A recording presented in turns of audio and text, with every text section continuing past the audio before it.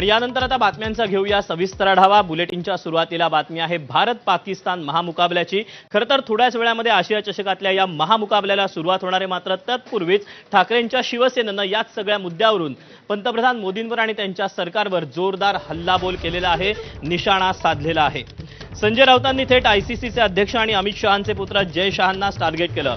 भारतीय संघाला सामना खेळायची गरज नाही, मात्र जय शहांचा दबाव असल्याचा आरोप राऊतांनी केला। आजच्या सामन्यात 1.5 लाख कोटींचा जुगार खेळला जाणार असल्याचा दावाही संजय राऊतांनी केला।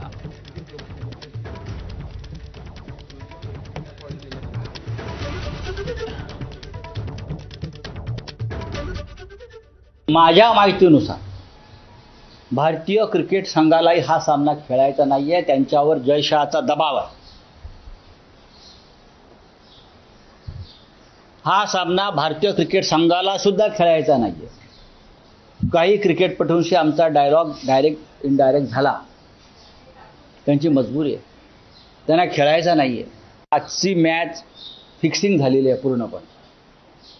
आजच्या मॅचला 1.5 लाख कोटीचं गॅम्बलिंग झालेलं आहे। काय याच्यामध्ये, या गॅम्बलिंगमध्ये भारतीय क्रिकेट संघ सहभागी आहे का? सांगा बरं। नाही ना।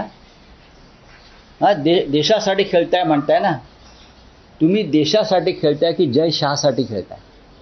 हा माझा प्रश्न आहे, शिवसेनेचा प्रश्न।